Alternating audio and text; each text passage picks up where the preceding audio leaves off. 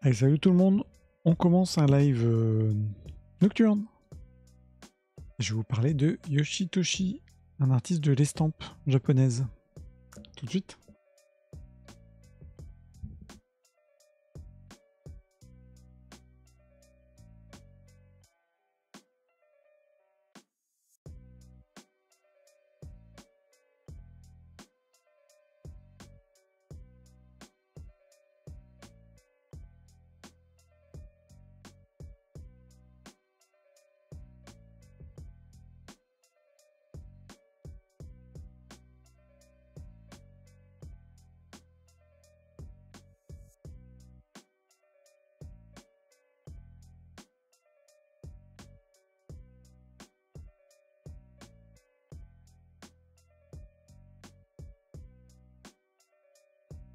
Salut tout le monde, salut, on va commencer pour ce live nocturne sur Yoshitoshi. Je vais vous présenter un artiste vraiment qu'il faut connaître, en tout cas un artiste de l'estampe japonaise, très particulier.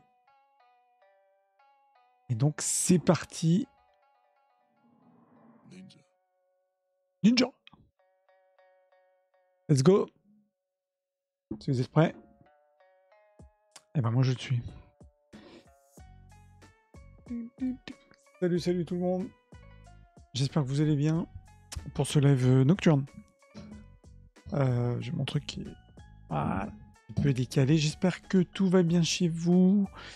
Que vous êtes prêts quand même à parler, à écouter un truc quand même sur l'estampe, sur un artiste de l'estampe qui n'est pas n'importe qui est Yoshitoshi et qui est, je suis en train de regarder parce que je crois que je me suis planté sur juste les petites dates là. Qu'est-ce que j'ai 1830? Non, c'est bon. Je crois que je m'étais trompé au niveau des dates. On est bon au niveau des dates. Un artiste de l'estampe japonaise qui est connu pour certaines estampes très particulières. Je vous laisserai bien entendu aller voir plus en détail parce que Twitch, je pense, allait me bannir quand même pour certaines estampes. Donc je vous laisserai aller regarder. Je vais vous expliquer, mais je vais vous laisser aller regarder. J'espère en tout cas que vous allez bien. Si vous tombez sur ce live, eh bien bonsoir. Je suis Kogai-san, spécialiste en art japonais et art coréen. C'est mon métier et je fais donc des lives quasiment tous les jours sur les... je vous laisserai regarder le planning qui est sur la bio. Donc des lives quasi tous les jours sur l'art japonais, les antiquités. Je vous présente des objets, des œuvres d'art, je vous présente des artistes, des mythes. Et on fait quand même un peu le tour de tout. En tout cas, j'essaie de faire le tour de tout. Le lundi, c'est sujet Yoshitoshi, en l'occurrence aujourd'hui. Pourquoi? Parce que c'est le lundi culture. Culture, c'est quoi? C'est je vous présente un thème, une œuvre ou un artiste. Donc je ne présente pas d'objet en particulier, je présente une œuvre ou un thème artistique ou un artiste. Et aujourd'hui, je vous présente donc cet artiste qui s'appelle Yoshitoshi. Je vous laisserai me dire d'ailleurs, petite parenthèse, si le son n'est pas trop fort dans la musique, n'hésitez pas à me dire. Yoshitoshi, donc, qui est vraiment un maître de l'estampe qu'il faut découvrir si c'est quelque chose que vous aimez, si vous voulez voir quelque chose de différent dans l'estampe... l'estampe 19e, hein. Mais par rapport à Okusa, Hiroshige, qu'on connaît tous, si vous voulez voir un truc vraiment différent qui déboîte, et ben franchement Yoshitoshi, pensez à lui. Donc j'avance, bien entendu, comme d'habitude, ce live sera disponible en replay sur Twitch, sera aussi en replay sur YouTube, et évidemment je suis toujours disponible pour toute question, soit évidemment voilà, pendant le live, hein, mais si vous avez des questions, n'hésitez pas à m'envoyer un DM après. Je suis joignable sur toutes les plateformes d'Ather, y compris Twitter. Je suis vraiment là pour répondre à toutes vos questions. Donc, let's go pour Yoshitoshi. Yoshitoshi, lui, il est né en 1839 et est mort en 1892. C'est particulier, il faut retenir ces dates parce que par rapport aux autres artistes qu'on connaît, Hiroshige, comme je disais, Okusa, etc. Lui, c'est un artiste qui a vécu une transition historique. Je vous rappelle que fin 19e jusqu'en 1862, c'est la période Edo qui court de 1600 jusqu'en 1860. C'est Edo, grande période de paix, où les clans de samouraïs, bon, l'histoire japonaise a complètement changé. Hein. On est vraiment sur une période de paix. On est vraiment sur une société qui se stabilise. Mais on est encore un peu dans l'esprit, évidemment, plus on se rapproche du 19e, on va perdre petit à petit ce côté, cette histoire samouraï, mais c'est du 17e, 18e, on est encore très ancré quand même dans le samouraï. Bon, là, à partir de 1862, on tombe dans l'Empire, c'est l'ère Meiji. Donc il faut retenir ça, c'est juste que je ne vais pas faire un cours d'histoire, et puis surtout pas à 21h, hein, mais bien comprendre que la période Edo et Meiji, on est vraiment sur deux périodes différentes. Meiji, c'est vraiment la période moderne. Donc on quitte vraiment ce côté très traditionnel, ce qui va se ressentir au niveau de l'art, vous allez voir, et on va basculer sur vraiment cette ère moderne, avec l'inspiration occidentale, etc. Bon, donc lui, il est vraiment pile dans cette charnière, puisque vous voyez, il est né en 39, et décédé ensuite 92, il a eu le temps de voir vraiment la fin de...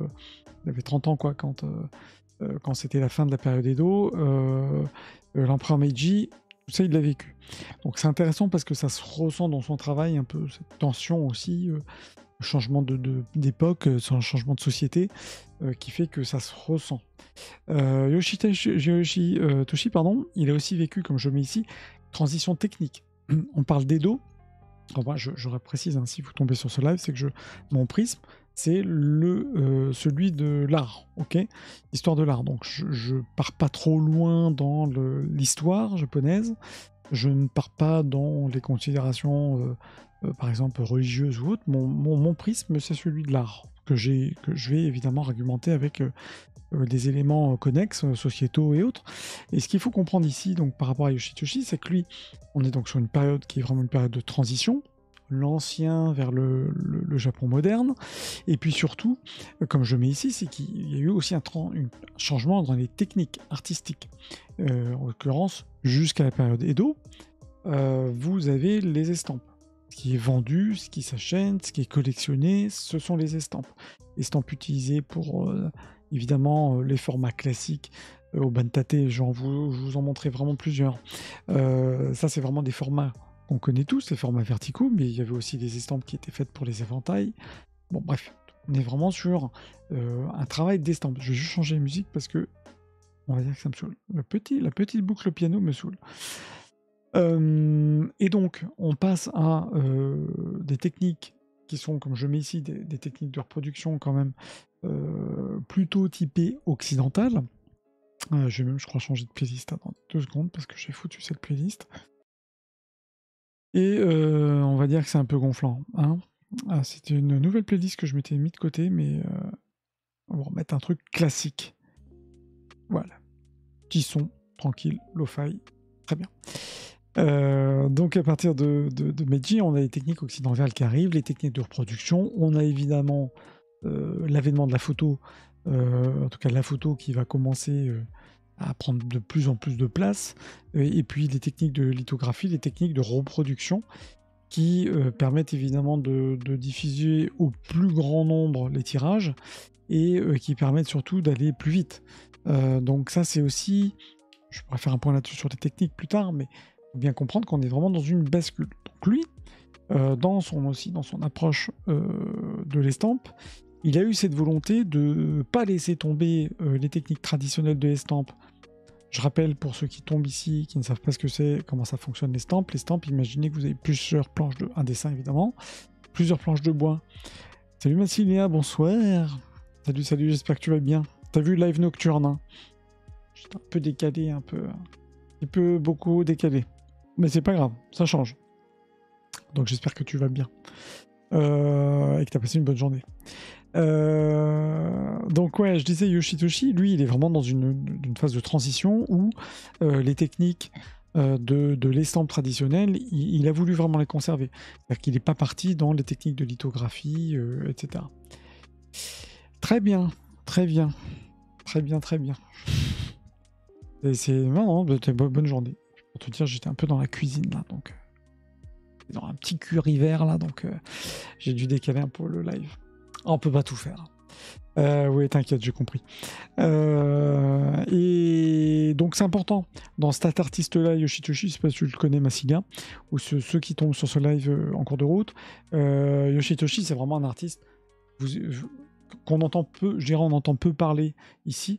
C'est vraiment que quand on commence à plonger peut-être dans des thèmes spécifiques de l'estampe, où là on découvre le monde de Yoshitoshi, quoi.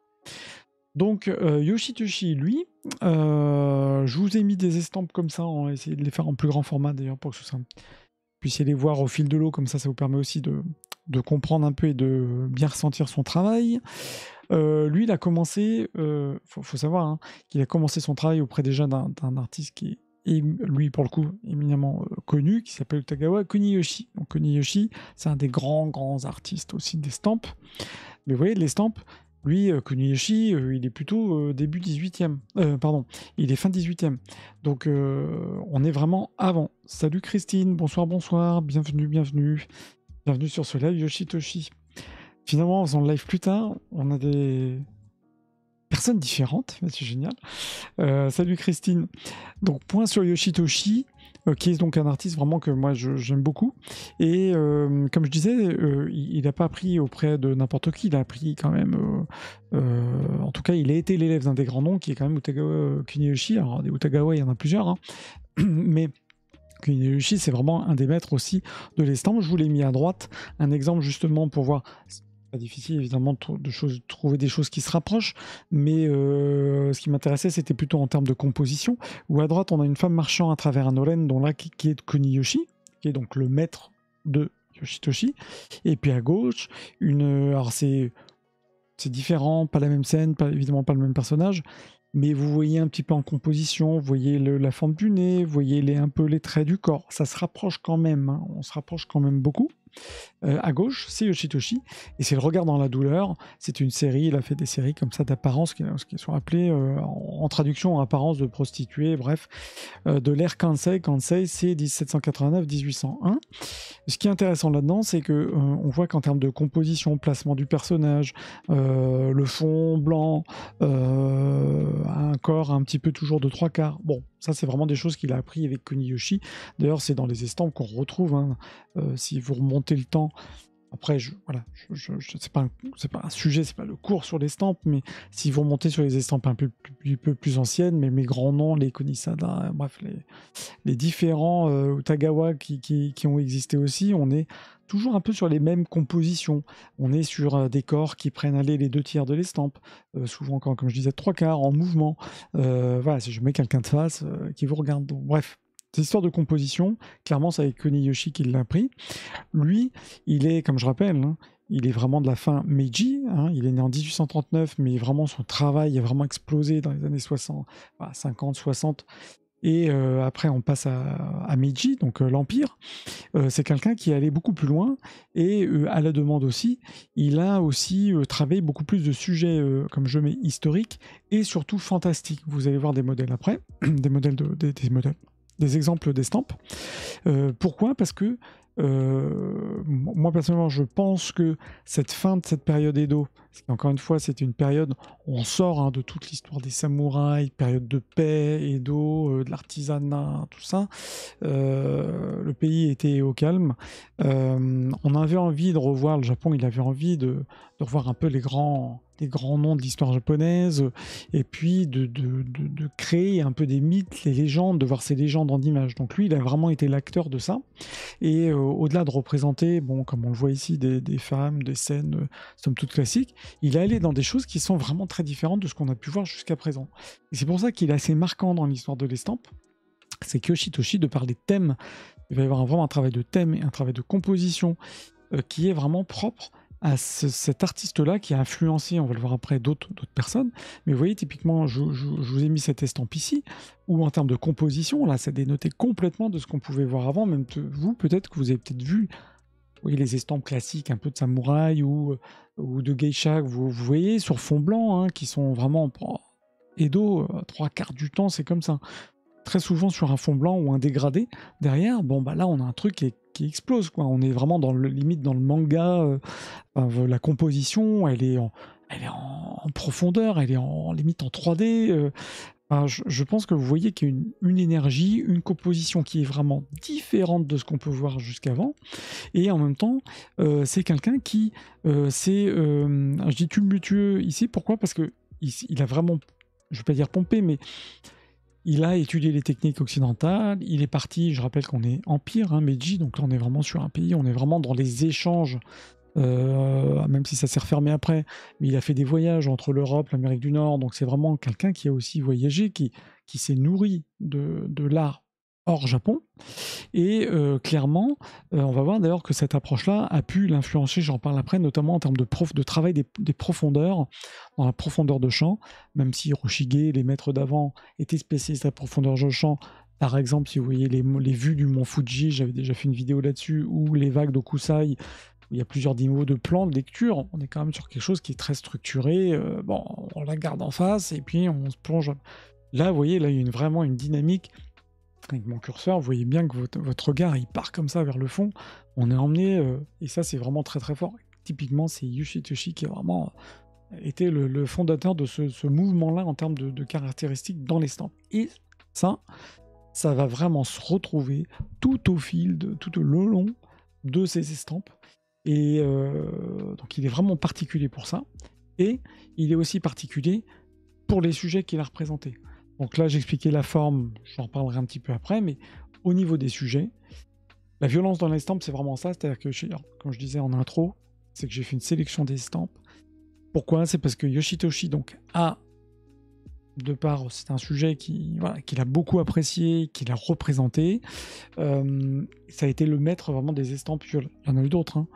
Mais violence dans le sens où il a représenté par exemple des samouraïs, les têtes coupées, le sang qui coule. Il y a des choses qui sont assez, nous on qualifierait de gore, donc évidemment je vous montre ça, je pense que Twitch me banne direct, donc je vous laisserai aller regarder. Mais on est sur des histoires, hein.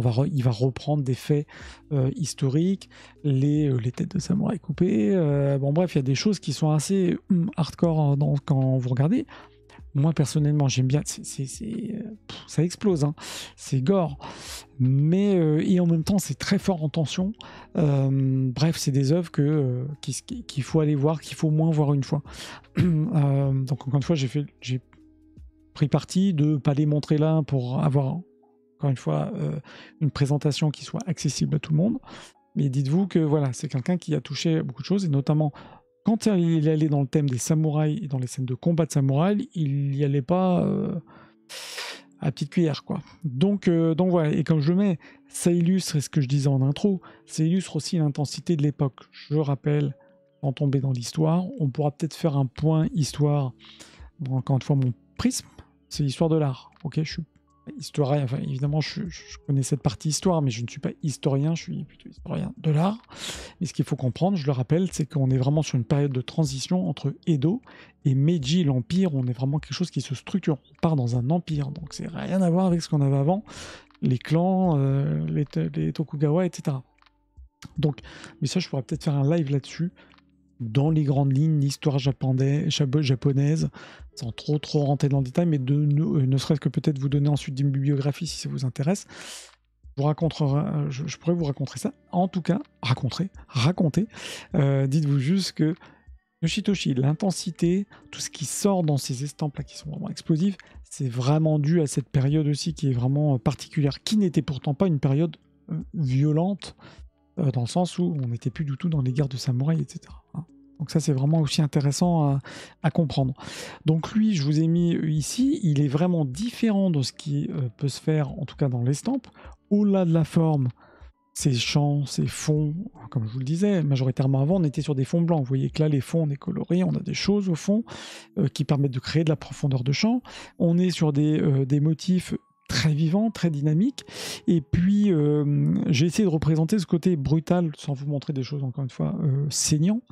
Mais il voulait représenter, entre autres, cette âme combative du peuple japonais aussi. Je pense qu'il était très lié aussi à la fin de toute cette histoire, hein, des samouraïs, des clans, qui, voilà, avec l'ouverture du pays, les nouvelles armes ont fait qu'on est sur une histoire passée qui se diluait. Et je pense qu'il était dans c'est ça aussi la violence de cette transition. On est complètement parti dans un pays qui a dû complètement s'ouvrir, parce que forcément, avec les échanges commerciaux et puis toute l'histoire aussi évidemment qui va avec, fait que cette entre guillemets, cette violence, on la ressent aussi dans ces deux estampes. Je vous en ai mis deux, pardon. Une qui est la samouraï terrassant un monstre, parce qu'au-delà de traiter des faits historiques, il a voulu aussi faire des séries comme ça d'estampes où il va représenter des samouraïs qui se battent contre, en l'occurrence des tigres imaginaires, c'est un tigre avec une queue de serpent. Donc ça, toujours pareil, en rapport à des légendes, avec très souvent des légendes. Là, vous avez le mille-pattes Mokade, qui est aussi ça, une légende japonaise. Donc, on est sur la reprise, au-delà de faits historiques, là, on est la reprise de personnages de samouraïs, quoi. Et là, on va commencer à créer des légendes, des mythes autour de ces personnages. Et ça, c'est aussi vraiment un truc clé dans Yoshitoshi. Trouvez pas avant, où on sort du cadre historique. Et hop, on va en faire... on va en recréer de nouvelles histoires. Pour moi, c'est un peu le manga, clairement le manga d'avant ou l'animé d'avant l'heure, où voilà, là, vous voyez ça, au-delà de la composition, ça vous fait voyager, même si vous connaissez pas l'histoire, vous dites waouh, qu'est-ce qu'il a raconté, lui il est en train de se battre, il est en train de charger son arc pour tirer sur lui, je sais pas trop qui il est, en l'occurrence c'est Mokade, et derrière vous avez cette... Bref. Vous voyez cette composition qui est assez dingue. Sur le fond, sur la forme, vous voyez, et je vais en parler après, les effets de profondeur. Je pense que les carreaux comme ça va vous rappeler aussi les compositions qu'on a connues dans l'Italie, à la Renaissance. Vous avez ces effets de composition de profondeur, comme je disais, les fonds qui sont les fonds colorés. Ils s'amusent à reprendre aussi les formats de vagues de notre ami Okusai. Bref, c'est quelqu'un qui a pompé, qui s'est inspiré, je ne veux pas dire pompé, qui s'est vraiment inspiré de plein de choses. Et puis après, comme vous voyez sur cette estampe, c'est pour ça que je vais vous la mettre en plein écran, en termes de composition, je trouve que c'est dingue. Le travail sur les tissus, le travail sur les motifs, le travail sur le détail même des couches, c'est incroyable. Donc c'est pour ça que j'aime beaucoup Yoshitoshi, parce que c'est vraiment en qualité d'estampe quelque chose de très qualitatif. Je rappelle, si vous tombez sur ce live, que vous ne savez pas comment sont faites les estampes, rappelez-vous que toutes les couleurs sont faites sur une planche de bois. Donc il faut imaginer que le bleu plus foncé a été gravé sur une planche de bois, où il va simplement, comme un tampon, imprimer que le bleu. Le rouge, je ne vais imprimer, qui a été gravé sur le bois, que le rouge. Donc imaginez que dans la tête de l'artiste qui a créé l'estampe, il a évidemment au départ dessiné son œuvre, mais ensuite il a tout décomposé dans sa tête sur un bois, les zones de couleur, pour en faire des bois différents par couleur. Voilà, faut bien comprendre ça. Et donc l'enjeu évidemment au-delà de ça, qui est déjà, faut bien penser que le bleu, ok, alors je pensais que le bleu des fleurs là, c'est aussi le bleu des vagues, et c'est aussi le bleu qui est ici. Bon, ouais, il faut quand même avoir une lecture qui est pas simple. Vous avez évidemment l'enjeu de que toutes les couleurs se calent très bien, et que ça ne dépasse pas. Et ça, moi, ce que j'adore, quoi, c'est que comme on dirait aujourd'hui au pixel près, vous avez le bleu ici par exemple, il dépasse pas la ligne. Tout est calé, mais nickel. Donc ça, je trouve que cette estampe, elle est incroyable pour ça. Avec aussi, je ne sais pas si vous le voyez, mais un petit dégradé au niveau du visage rose sur le blanc, c'est-à-dire qu'il y a évidemment le fond blanc du papier, mais il a voulu donner un peu de teint à ce samouraï avec un peu de rose, très léger, qu'on retrouve aussi un petit peu ici. Bref, composition sur le fond, la forme, c'est incroyable comme estampe. Alors, je sais pas ce que vous en pensez, hein, mais moi je trouve que c'est incroyable comme estampe. Personnellement, dans les estampes historiques, et en rentrant historique, ce que j'aime bien, je suis en train d'ailleurs d'essayer de sourcer, des estampes, justement, j'en parlais avec un ami, des estampes avec des, entre guillemets, les monstres, les yokai, c'est des thèmes qui sont pas faciles à trouver, et je trouve qu'ils apportent quelque chose, qui apporte une nouvelle histoire, voilà, bref, je ferme la parenthèse. J'espère que ça vous plaît en tout cas, cette estampe. Alors, vous pouvez ne pas aimer, hein, si vous aimez pas, si vous pouvez me faire un commentaire en disant ah c'est moche, vous pouvez, hein. Allez-y. Une autre estampe qui est complètement différente, je voulais vous la montrer ici aussi. Vous voyez, hein, deux sujets différents.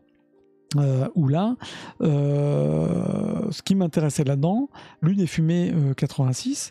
La Lune, je vais en parler parce qu'il a fait plein de séries avec la Lune. Mais regardez la composition. Pour moi, quand je vois ça, c'est une planche de manga, quoi. C'est une planche de. Moi, ça me fait penser à franchement, à ces grands auteurs de manga qu'on retrouve aujourd'hui. Malheureusement, je dois leur. Mais pas de problème. J'ai commencé un peu tard, j'avoue. Donc t'inquiète, il n'y a pas de souci. De toute façon, replay sur Twitch et replay sur YouTube. Et je fais une petite vidéo courte sur TikTok. Je pourrais pas tout montrer dans TikTok. Mais pas de problème. Écoute, si bonne soirée ou si tu as une oreille, voilà, pas de souci. J'avance au niveau des estampes. Une autre qui s'appelle ici Patrouille de nuit. Pareil, moi je trouve qu'il est assez dingue en termes de composition d'estampes. Donc vous voyez, là on est plutôt sur un thème historique. On a repris, donc là on est quand même 1885. Le temps d'un samouraï, il est quand même terminé maintenant depuis un moment. En plus, on reprend vraiment dans les premières armures qui sont vraiment passées. Enfin, je veux dire, on reprend là un thème qui est un thème passé bien avant Edo, où par contre, on va avoir une vraie approche moderne de la composition. Comme je disais, effet de profondeur, vous voyez que le cheval, il n'est pas nickel, il n'est pas face à vous. L'heure n'est pas le même, mais j'ai un accident impliquant l'achat de Zelda. Ah. J'ai eu un accident impliquant l'achat de Zelda. Il va falloir qu'on parle. Il n'y a pas de problème. Je dis ça parce que Zelda, je l'ai acheté et j'ai toujours pas avancé. Pour te dire, j'étais parti avec la Switch, parce que je joue très peu sur la Switch. Sauf que je suis parti en vacances sans le chargeur de la Switch sur sa Switch. Donc je n'ai pas du tout avancé Zelda. Mais c'est pas grave. Et il n'y a pas de souci. Écoute, bonne soirée en tout cas. Ou si tu laisses en fond, avec ma douce voix, et ben écoute, il n'y a pas de problème, Massilia. Donc voilà, donc moi ce que j'aime beaucoup aussi dans cette composition, un tout petit détail, c'est que vous voyez aussi la lune, elle n'est pas blanche la lune, je vais pas mettre ma souris dessus, mais vous avez un joli, vraiment un estompage ça se dit, de rose là, qui a un petit violet qui est beaucoup plus clair qu'ici. Bref, je trouve que ça ajoute une petite pointe, justement faire comprendre qu'on est vraiment sur un début de nuit.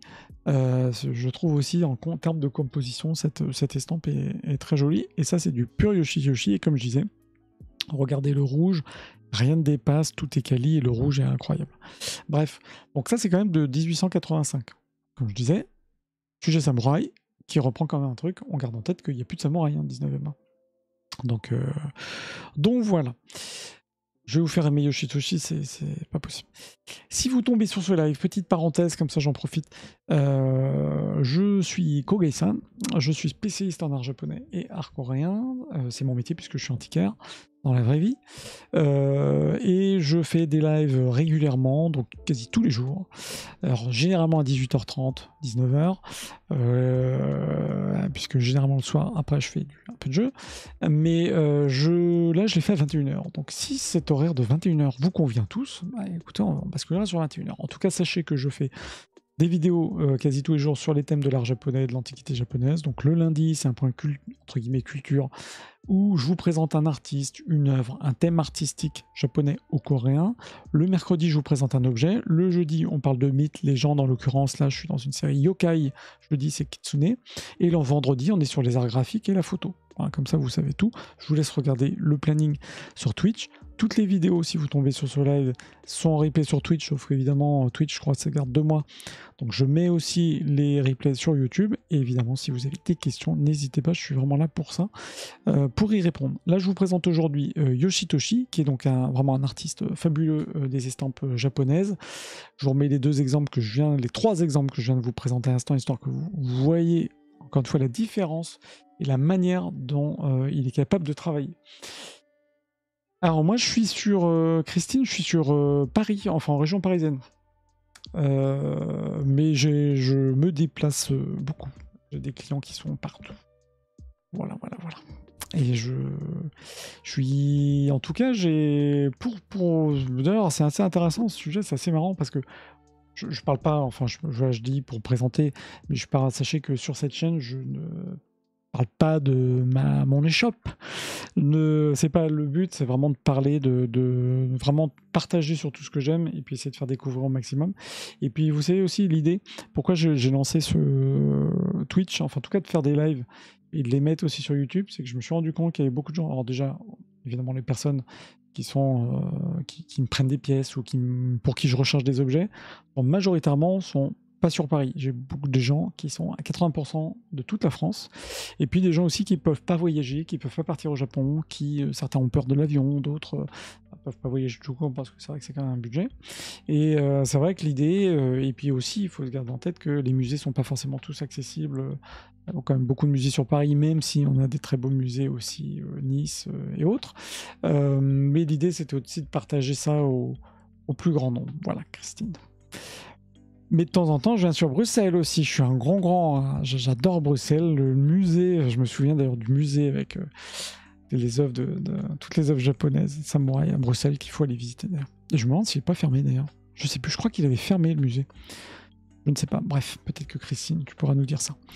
Donc Yoshitoshi, je disais juste avant, Yoshitoshi, si vous ne le connaissez pas, il a été vraiment très connu pour ses séries justement liées avec les samouraïs, et notamment les samouraïs avec des monstres, où il va recréer des légendes en utilisant le modèle du samouraï, le modèle du guerrier. Donc ça, c'est vraiment une des grandes briques. Il y a une expo sur les estampes au cinquantenaire. Ah oui? Ah bah tiens, il va falloir que j'en parle mercredi. Bah tu vois, je l'avais pas vu passer. Bah merci. Le musée n'est pas fermé. D'accord, mais il me semble qu'il y a quelques années, il avait fermé. Et... En tout cas, c'est un musée à voir. J'en parlerai parce que je fais un petit expo aussi. France. Et ouais, c'est ça, quelques années. Et je vais intégrer plus de points sur la Belgique et me mettre aussi des alertes là-dessus sur les expos. Et ben écoute, merci, je vais aller regarder ça. Et puis je vais sûrement venir d'ailleurs, c'est sûr. Donc autre sujet, Yoshitoshi, c'est ce que je vous mets là, c'est les 100 aspects les 100 aspects de la Lune. C'est vraiment une des créations phares de merci. C'est vraiment une des créations phares de Yoshitoshi. C'est-à-dire que Yoshitoshi, au-delà de toute cette histoire de samouraï, les côtés un petit peu, comme je disais, un petit peu gore, saignant, que je vous laisserai aller regarder. Moi, ce qui m'intéresse plus, c'est vraiment le côté samouraï, monstre, voilà, et c'est toutes ces légendes de ton samouraï. Il y a aussi un autre très très gros sujet. C'est ça, c'est les représentations de personnages historiques, de légendes, en les associant à la Lune. Or, c'est hyper intéressant parce que là, pour le coup, ça reprend ce que je disais en introduction, c'est-à-dire que Yoshitoshi a pour particularité de travailler vraiment ses fonds, de créer une présence au niveau du fond, et en travaillant, en ajoutant la Lune, on est vraiment sur un arrière-plan structuré comme si c'était une photo. Et donc là, c'était aussi ce que je disais tout en introduction, on a une période aussi de transition, où, je disais, il y avait toutes les nouvelles techniques, litho, la photo, 19e siècle, qui était vraiment de plus en plus finalement appréciée et en vigueur. Et ben je trouve que dans son travail d'estampe, on se rapproche vraiment des compositions. Je fais de la photo, la composition de la photo. C'est vraiment un regard, on y a l'impression que si vous mettez celle de droite, vous ne voyez pas mes mains ici, mais là vous mettez vos mains comme ça de chaque côté de l'estampe, vous avez l'impression que c'est un shoot, comme si c'était un shoot photo. Même à gauche, pareil, on dirait que c'est un shoot photo au 50 mm, boum. Et c'est très intéressant, je trouve, cette vision. En tout cas, comme je le mets aussi, cette narration visuelle où il essaie de raconter quelque chose dans un cadre. Là, on est vraiment dans le traitement de la photo et avec des jeux de composition de fond, encore une fois, avec un enjeu clé qui est là. C'est pas le samouraï, c'est pas le samouraï qui va être en face d'un monstre, se battre contre un monstre. Non, c'est vraiment une relation entre la nature, entre la lune qui représente évidemment beaucoup au Japon et le personnage. Donc là, j'en ai mis deux qui sont de 85 et 86. Ouais, c'est quand même assez tardif. Et on est aussi sur des tracés qui sont plus modernes. Peut-être que vous l'avez repéré, mais vous voyez là, ici, on a l'impression même que c'est un petit peu, avec ma petite souris là, vous voyez que on dirait que c'est un peu à la plume, quoi. On est vraiment sur des choses qui sont plus dynamiques, plus brutes. Et c'est, je trouve, très intéressant. C'est-à-dire qu'on peut être très dynamique dans le trait, sans montrer, ou même, pas dire violent, brutal, amener de la force en trait sans montrer quelque chose de forcément sanglant, de gens qui se tapent dessus. Et ça, c'est aussi la force de Yoshitoshi. Le mouvement là est dingue. Ici, donc Fujiwara Yasamusa qui joue de la flûte. Là aussi, alors, je suis désolé, j'ai pas trouvé une parce que c'est tiré, c'est une photographie qui n'est pas nickel, mais vous voyez la composition quand même. Là aussi, je trouve qu'il est dingue, où on est sur un double panneau où les jeux de profondeur sont avec ces roseaux là à la nuit, éclairés par la lune. Je trouve que cette composition est aussi, c'est aussi incroyable. En termes de travail, en termes de... C'est vraiment très... Moi, c'est vrai que je le regarde par rapport aux autres estampes que je peux voir 19e, enfin 19e même avant, hein, les estampes Edo. Mais il y a quelque chose d'une composition qui est... Je suis sûr que vous verrez ça aujourd'hui dans une BD un petit peu japonisante ou manga. Vous ne vaudrez pas 2 pages. C'est vraiment quelque chose que vous voyez aujourd'hui, quoi. Et ça, encore une fois, avec les codes, par contre, assez classique, où on a la reprise du sabre, évidemment, les prises un peu d'emblème, etc. Donc on est vraiment sur quelque chose de classique, mais très très très moderne dans le traitement. C'est vraiment passionnant. À côté de ça, il y a un autre sujet, plus petit, je dirais que c'est un peu le 3e sujet. Je vous laisserai regarder évidemment dans ce que je fais ça, parce que sinon on fait des live conférences entre guillemets qui durent 2 heures. Si je ferais une conférence en réel, je présenterai plus, je dirais un petit peu plus aussi les différentes estampes. Là, c'est aussi pour vous donner envie d'aller découvrir en fonction du thème qui vous plaît. Je sais que certains sont peut-être plus fans des samouraïs. Bah, franchement, je vous invite à aller vous taper dans Google, vous allez mettre samouraï. Vous verrez ce que vous pouvez trouver. Maintenant, ouais, chacun va vers le thème qu'il veut. Et c'est vraiment de vous donner aussi envie de découvrir cet artiste. C'est pour ça que les formats, je précise aussi si vous tombez sur ce live, ne sont pas des lives conférences de 2 heures. Des formats assez, c'est 1 heure, voilà, qui permettent de bien comprendre qui il est pour vous donner envie d'aller découvrir. Je sais pas si c'est bien, mais en tout cas, j'aime bien faire ça. Concernant le 3e thème, qui est plus compliqué à trouver d'ailleurs, hein, parce que c'est plus... Je dirais que c'est à travers ces estampes qu'on comprend qu'il traite ça, c'est notamment les maladies mentales. Il a toujours eu... moi j'aimerais bien comprendre un peu plus d'ailleurs, voir un petit peu des témoignages ou aussi... il y a des écrits là-dessus pour essayer de comprendre pourquoi il a voulu représenter, au-delà de vouloir représenter la condition humaine, il a voulu représenter aussi la maladie mentale, la folie. Est-ce que c'est en lien à cette période de transition? Je ne sais pas. C'est vraiment un truc que j'aimerais creuser. Mais en tout cas, c'est quelque chose qu'il a toujours voulu, la solitude, le questionnement intérieur. Voilà, vraiment... Et là, on est passé dans un autre truc. J'ai essayé de vous retrouver 2 estampes qui font vraiment penser à ça. Pareil, la plus tardive, là, on est en 89 ou 90, où on est... non, 89, c'est vraiment la fin de sa vie, hein, où on est vraiment là, vous voyez, sur autre chose. Il n'est pas sur des postures de samouraï, d'ailleurs, il représente lui-même des personnages qui sont un petit peu plus vieux aussi, ça c'est un truc à retenir. Il est sur des personnages qui se posent des questions, qui vont rêver, qui vont penser, moi je comprends ce côté complexité. Voilà. Après, comment il a voulu la représenter, je pense que j'ai l'impression que ce sont en tout cas des personnes qui réfléchissent un peu à leur vie, réfléchissent à la vie. On est vraiment, vous voyez, sur un questionnement. On n'est pas du tout sur un rapport entre le fond, comme on a pu voir, les samouraïs avec la lune, le samouraï sur son cheval, sur quelque chose ou avec un monstre, ou là on est vraiment sur des personnages qui sont quasi seuls. Il y a celle de droite qui est particulière, puisque là c'est Tara no Kiyomori qui voit sans crâne, donc des hallucinations. Donc on est vraiment dans complètement autre chose. C'est pas un être versus la nature, un être versus un samouraï, là c'est vraiment un être versus ce qu'il imagine. Et ça, c'est aussi quelque chose de... évidemment, je dirais que c'est un peu le 3e thème, parce que c'est vraiment la fin de sa carrière. Mais c'est assez intéressant, c'est assez subtil à comprendre, parce que si je vous le dis pas, si on regarde pas, on se dit qu'est-ce qu'il fait? Il regarde par là. Donc, ouais, il faut arriver à comprendre. Et si on n'a pas le titre, c'est plus compliqué.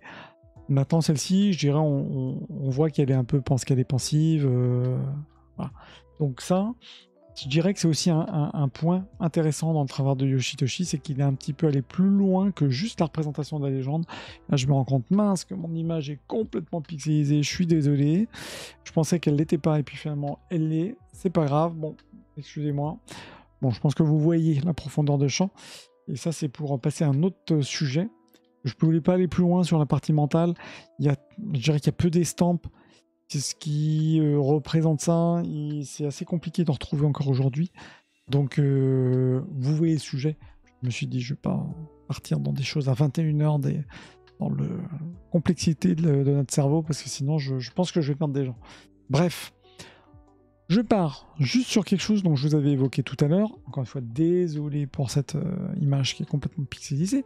Mais je voulais juste représenter un truc qui est cette influence de l'Occident, notamment par rapport à la composition et notamment par rapport à cet effet de profondeur qui, je trouve, dans celle-là qui s'appelle Le Géant, est incroyable. Bon, même si le pixel est avec nous.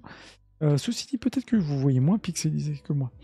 La profondeur de champ est dingue. Et comme je disais, c'est à la fois de la photo, c'est vraiment un travail de netteté. On est sur plusieurs plans. On a le premier samouraï qui est ici. On a le deuxième plan. On a un plan intermédiaire qui est le pont. Le quatrième plan qui sont les montagnes. Boum, et derrière, on a la lune. Donc là, on est plan. Et ça, c'est vraiment typique avec des jeux de profondeur, exactement comme les lignes que vous avez pu, je ne sais pas si vous avez fait de l'histoire de l'art, mais les lignes de profondeur de champ qui sont dessinées finalement par le pont. Et je trouve que cette estampe-là, pour ça que je voulais juste vous présenter ça, ça montre bien aussi son travail, en tout cas cette lecture que lui a pu avoir, ces choses qu'on ne voyait pas du tout, mais pas du tout avant lui. Peut-être à l'époque de Heian, donc 8e siècle, où certaines estampes, donc là on est sur des paravents dorés, où il y avait des jeux de profondeur avec l'architecture, on avait certains jeux de profondeur, mais après, comme je vous ai montré au tout début du live, on était plutôt sur des plans qui étaient très rapprochés, même si Okusai a fait des plans avec la grande vague, les bateaux que vous avez avant, la vague après, c'était pas aussi poussé que ici, où là, on emmène carrément limite celui qui est devant nous, on le regarde d'un œil, nous, notre regard, il est projeté vers le fond. Donc ça, c'est vraiment aussi typique de tout son travail, clairement. La profondeur de champ, c'est vraiment un acteur, en tout cas, qui, grâce à ça, au-delà du sujet de fond, je pense qu'il a vraiment marqué les artistes d'après avec ce travail de profondeur. Clairement, le profondeur de champ, ce côté photo de l'estampe, c'est vraiment Yoshitoshi, il n'y a pas photo.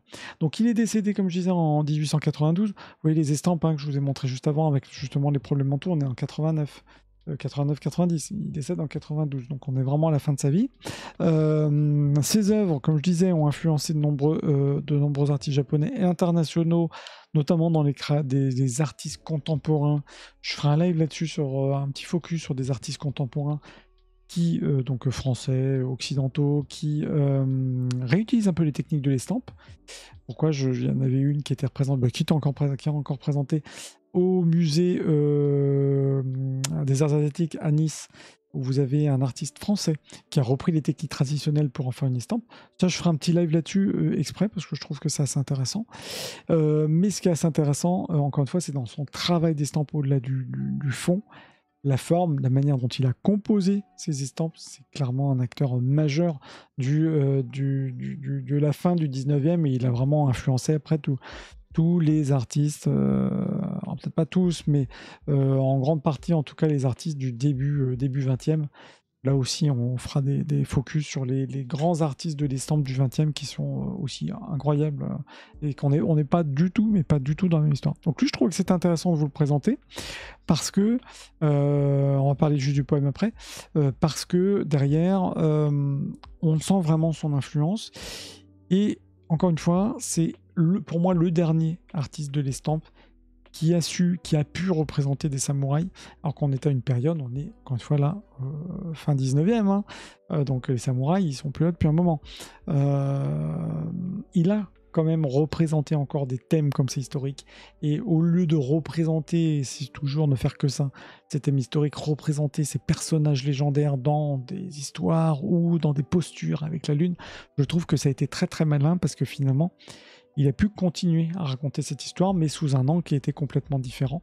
Et je trouve que ça, c'est vraiment très très fort.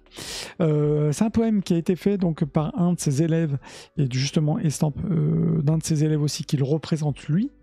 Donc qui est Yoshitoshi, représenté par un de ses élèves qui s'appelle Toshikage, qui lui aussi il y a eu un poème qui est, bon voilà, je vous le mets en japonais, mais tenant la nuit, on a essayé de traduire, tenant la nuit à distance et l'éclipse et tout le reste, et la lune d'été. Je vous laisserai cogiter là-dessus. On est sur un haïku, yo tsumete terimasa lishiwa natsu no patsuki. Donc je trouve que on est sur quelque chose qui est vraiment Patsuki. Je sais pas pourquoi j'ai tapé non. C'est pas Patsuki, j'ai fait un copier-coller qui était pas bien. Non, Tsuki. Donc la lune de l'été. Il faut retenir un truc que Yoshitoshi, je trouve qu'il a marqué. Alors faut voir aussi tous les élèves de Yoshitoshi, les artistes du 20e. Vous le verrez après quand je ferai d'autres vidéos. Mais je trouve qu'il est vraiment important pour ça. Maintenant, aujourd'hui, vous avez des collectionneurs, pour finir là-dessus, des collectionneurs d'estampes de Yoshitoshi qui vont avoir un attrait au-delà encore une fois, son travail technique. Certains vont vouloir uniquement collectionner, par exemple, juste les personnages légendaires comme ça, ou les séries avec la Lune. Donc on a vraiment des amoureux de telle et telle phase de Yoshitoshi. Et puis je parlais l'autre jour justement avec un ami qui lui aime beaucoup les estampes et en collectionne, qui voilà, lui par contre c'est les histoires de samouraï un peu sanglants, et c'est quelqu'un qui adore aussi Yoshitoshi pour ça. Donc même s'il y a eu d'autres artistes, mais Yoshitoshi a été, encore une fois je peux pas vous les montrer là, mais a été aussi très marquant et pour le coup très moderne, avec cette notion de violence dans l'estampe, dans le sujet, la manière dont le sujet a été représenté. Et ça, c'est aussi très marquant de notre ami Yoshitoshi. Voilà, j'ai fait un tour de notre artiste, en tout cas un artiste, moi, que j'aime beaucoup, et que je vous invite vraiment, en tout cas, à aller découvrir encore plus, parce que voilà, les 100 aspects, en tout cas, ces séries sur les lunes, ces séries sur les samouraïs, c'est vraiment un truc à retenir. J'ai pas dit série. Merci, merci série. Il faut pas parler trop fort. Les séries aussi de samouraïs avec les monstres sont vraiment dingues. Donc si vous en trouvez, si dans les musées vous en identifiez, vous voyez que vous avez une sorte de samouraï, de grand guerrier qui se bat contre un truc un peu bizarre, vous pouvez être quasi sûr que c'est Yoshitoshi. Voilà. En tout cas, je vais m'arrêter là pour ce petit live nocturne sur cet artiste de l'estampe qui est quand même incroyable. J'espère que ça vous a plu. Je vous invite vraiment, voilà, moi, encore une fois, je suis plus... J'ai vu l'expo Les 100 aspects de la Lune à Cologne, c'était magnifique. Oui, tiens, tu fais bien de m'en parler. Merci Christine. J'avais gardé l'onglet, bah non. Putain, j'avais gardé l'onglet, mais non, en fait, Yoshitoshi, puisqu'il y a un site sur les... Voilà, tac. Je vais vous le mettre. Merci de me le rappeler. Tac. J'avais gardé le lien ouvert. Je vous mets le lien ici, qui est effectivement... vous avez le site parce que vous avez des photos dedans, et c'était l'exposition qui avait lieu l'année dernière. Peut-être qu'elle viendra ici, par chez nous, mais je ne crois pas. Sur Yoshitoshi, et ben justement, il y avait celle-ci que j'avais prise. Non, j'avais prise sur un autre site, j'aurais dû vous montrer celle-là, tiens. Bref, vous avez le site qui est donc le musée du musée qui est à Cologne, qui vous permet d'en savoir un petit peu plus aussi sur Yoshitoshi, et qui vous... je ne sais pas si vous pouvez acheter le catalogue. Je ne sais pas s'il est encore édité. Je pense. On va regarder. Je pense que oui. Est-ce qu'on peut l'acheter en ligne? qui est un musée qu'il faut absolument connaître si vous aimez les estampes, qui est un musée, enfin les estampes, les arts, de toute façon les arts d'Asie, mais c'est vrai que les estampes qui étaient présentées étaient magnifiques et j'ai pas l'impression, je pense qu'il doit être, il faudrait voir, mais peut-être que le catalogue est épuisé. Je regarderai si ça vous intéresse pour voir si le catalogue est épuisé ou pas.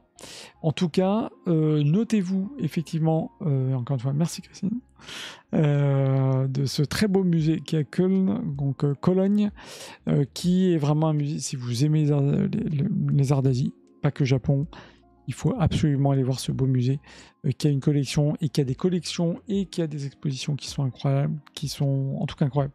Pour moi, on est dans le type d'exposition qu'on retrouve au Japon. C'est vraiment les expositions que vous voyez au Tokyo National Museum.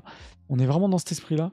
Et je dirais à Paris, sans critiquer Musée Guimet, sans critiquer Cernuschi, on est... c'est pas le musée de Cologne qui, je trouve, dans la présentation, je sais pas si Christine t'as le même avis, mais au niveau même des expositions, peut-être que tu n'as pas eu l'occasion d'aller au Japon, hein, mais les expositions présentées, notamment celle de Yoshitoshi, voilà. C'est quand même un musée qui a fait une expo sur Yoshitoshi, hein, donc voilà, et peut-être qu'on la verra en France, peut-être qu'elle tournera, je n'ai pas suivi, il faudra peut-être que je contacte un petit peu la boîte, normalement ceux qui ont fait, ah ouais non, c'était avec Nihonmanga, et c'était avec Sparkas de Köln, donc à mon avis ça va être compliqué de l'avoir ici. Ouais. Pour moi c'est vraiment un musée, c'est vrai que j'en parle pas assez souvent, parce que c'est vrai que comme je suis plus sur un public français, mais en vrai, c'est vrai que même en Cologne, déjà, c'est une belle ville, Köln, et puis il faut vraiment... c'est pas très loin. Et je pense que c'est vraiment, en tout cas, un musée, si vous aimez, que vous passez par là-bas, il faut vraiment vous arrêter à Cologne, et voilà. Je veux quand même voir si ce catalogue de l'exposition, je vais l'écrire en quoi Yoshitoshi. On va voir si le catalogue est dispo. J'en sais rien. Je pense que le catalogue doit encore être dispo quand même à la boutique, hein. Ça m'étonne. Si sur Artbook vous pouvez le trouver sur Yoshiteru 100, et ben si, en fait. Ah, parce qu'ils l'ont appelé 100, c'est pour ça que j'ai pas vu, comme je parlais en même temps. Non, j'ai pas rêvé. Donc vous le retrouvez quand même sur les boutiques annexes. À mon avis, les boutiques du musée, vous devez trouver le catalogue si c'est vraiment quelque chose qui vous intéresse. Je peux essayer de les contacter aussi. Bon, après, vous voyez, c'était 55 $, donc je trouve que le prix est pas délirant pour ce... Ah, out of stock. Mince. Bon, je pourrais essayer quand même, si ça vous intéresse, essayer quand même de contacter le musée, voir si ça n'a pas été quand même... s'ils ne pensent pas le rééditer.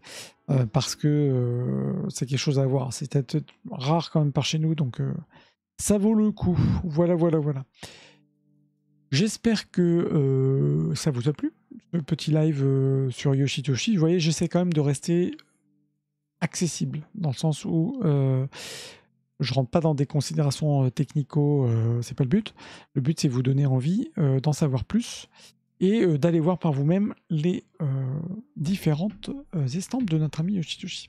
Je vous mets ici en pleine poire le planning, enfin c'est sur mon écran. C'est vrai, bah merci Christine, c'était intéressant. Bon après c'est toujours pareil, on peut aller plus loin sur l'histoire de l'artiste, sur sa vie, sur... cool Massilien, cool. Ça fait plaisir aussi. Ça fait plaisir que tu aies écouté, voilà. Mais c'est vrai qu'on pourrait détailler un petit peu plus. Je vous le dis sur un format. Je trouve que le format live, c'est pour ça que je vais aussi reprendre des formats live dans la vraie vie, parce que je dirais que en vidéo, je peux pas raconter la biographie, passer 3 plombs. Je vais pas dire 3 plombs, mais un quart d'heure sur les bios de l'artiste. Donc voilà. Donc j'essaye en tout cas d'être le plus accessible. Et merci si ça vous plaît. Et pour donner surtout envie, et puis avec encore une vision plutôt d'historien de l'art, parce que je trouve que c'est comme ça aussi. On va découvrir par soi-même les estampes, puis il y a des choses, des estampes, des artistes qu'on n'aime pas. Et lui, il est tellement particulier de par les thèmes différents qu'il a pu travailler. On peut tomber dans le thème du samouraï et puis passer complètement à côté des lunes qu'il a pu faire. Et puis en fait, on se rend compte que c'est aussi incroyable ce qu'il a fait. Donc, et qui dénote, je trouve, qu'il dénote vraiment beaucoup. C'est pour ça que je voulais en parler. Des artistes assez classiques qu'on connaît tous de la période juste avant. Je vous ai mis ici le petit planning prévu cette semaine. Alors, exceptionnellement, je ne fais pas de live objet mercredi. Donc, je sais que Massilia va... Voilà. Je sens que ça va tweeter pas dans le bon sens. Donc c'est exceptionnel. Voilà, je me rattraperai, vous inquiétez pas, semaine prochaine. Je compense par contre par un truc un petit peu spécial, parce qu'on en a parlé semaine dernière. Demain, faire une petite discussion routine sur les langues. Donc, je ne vais pas faire des cours de langue, hein, pas du tout. L'idée c'est plus, parce qu'on avait échangé de ça, donc demain 18h30, faire un petit topo. Juste vous donner un peu ma routine sur en l'occurrence japonais et le coréen. On peut parler d'autres langues parce que je fais d'autres langues aussi, mais vous donner un petit peu les trucs qui me paraissent intéressants et de quelle manière on peut travailler, puis aussi pour échanger sur la partie apprentissage ou entretien du japonais et ce que je trouvais que c'était cool. J'avais envie un peu de parler de ça. Je tweete beaucoup.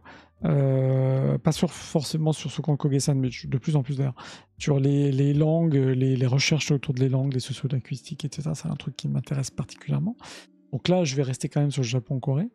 Je suis en train de me demander si je vais pas faire des lives où vous raconter un peu mon process, mon parcours dans l'apprentissage du chinois, du mandarin. Parce que je trouve que c'était justement, il y a un autre gars qui fait des langues qui en parlait. Et c'est vrai qu'on voit souvent, on renvoie souvent des gens qui parlent après, qui parlent, qui sont fluents.